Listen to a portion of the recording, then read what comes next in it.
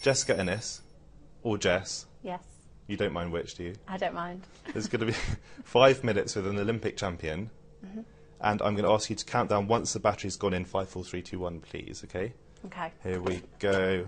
There. 5, 4, 3, 2, 1. I should have said you could say get your marks, get set, go. But anyway, you don't strike me as someone who's got a massive ego.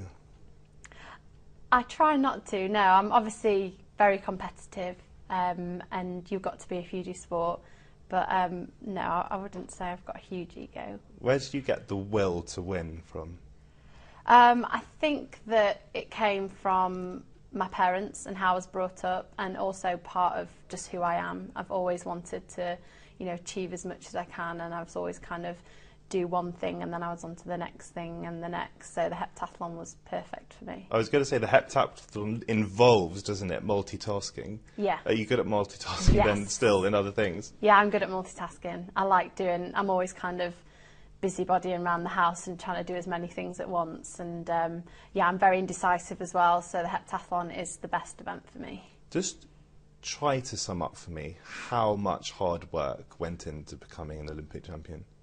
It's really hard to kind of, put it into words and describe it, because unless you're there and you see the training and you see how broken you are after sessions and, the wet mornings and up and down the hills, all those kind of things, it's all that work. And it's not just over 4 years. People often think you train for 4 years for an Olympic cycle. It's the years before that. You're training your whole athletic career for those Olympic moments. So it's a lot of hard work. Just such a huge difference between the nitty-gritty of that cold Tuesday morning out on the track or in the field and then the glamour that comes with winning a gold.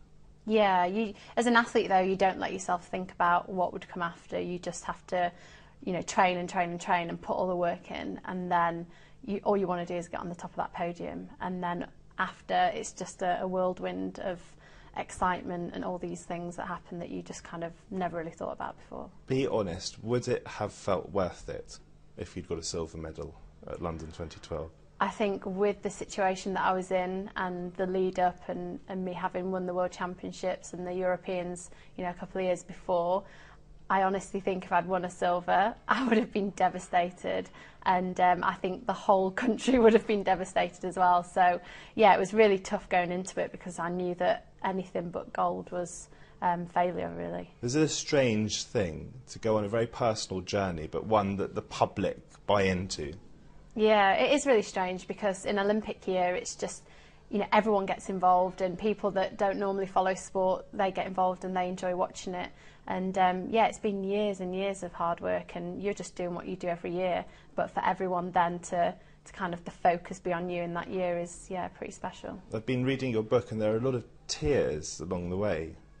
Yeah, I think a lot of sports people have emotional kind of journeys to the Olympics, and there's definitely lots of crying. There's lots of smiling and happiness, but there are a lot of tears in between as well. Can you rank the events of the heptathlon in terms of how much you enjoyed them, really quickly?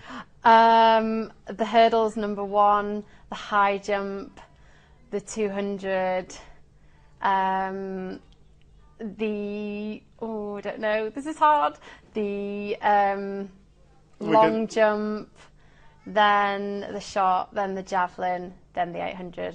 Do you look forward to Rio? Do you think you'll be there? Can you picture yourself there? And would you be doing the heptathlon? I'm definitely going to do the heptathlon next year, but I want to do it for as long as possible and see how much I can get out of that event. But I would like to do the hurdles, and Rio is definitely in my sightline. Do you ever get up on the morning of a training session and just think, I can't be bothered?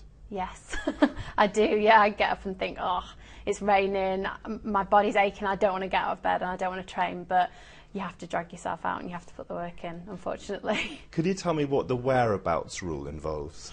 Yeah, basically it's a drug testing system, and you have to provide an hour for every day that the drug testers can randomly turn up, and they do urine and blood samples. So it's a really good system, but you have to kind of really keep an eye on your time and make sure that you're where you say you are. Is that quite draining? It's draining in the fact that my hour is 6 or 7 in the morning, and when 2 people rock up at your doorstep with a fridge and a drug testing kit, it's a bit strange. Do you feel you've still held on to the real Jessica Ennis after all the fame and the glory? Yeah, I think so. I really hope so, because, you know, I'm the same person, but, you know, I've got that Olympic medal now and I like to keep everything the same. Quickly tell me who, apart from you, was the star of London 2012? Oh, just all the British Come on, athletes. you've All got the to British name one. athletes. They were all amazing. Every single one of them. And Team GB, tightly knit? Oh. We can cheat. Oops. Too late. Was it though, a tightly knit team? Yeah, it was a brilliant team. We were, one team, and we performed brilliantly together. I just quickly want to know as well, when you write a book with a ghostwriter, for you, how did it work? Did you sit down and write together? Yeah, it was hours of sitting down, conversations, me, you know, lots of emails back and forth with drafts and editing bits in and out. So it was quite a detailed, lengthy process, but it was good. How fast can you run the 100 metres? Oh, I rarely run the 100 metres. I know it's not part of the heptathlon, but my PB is like 11:35. I think we should have a race one day. Let's do it now. Maybe later. Okay. Nice to meet you. Thank you. Cheers.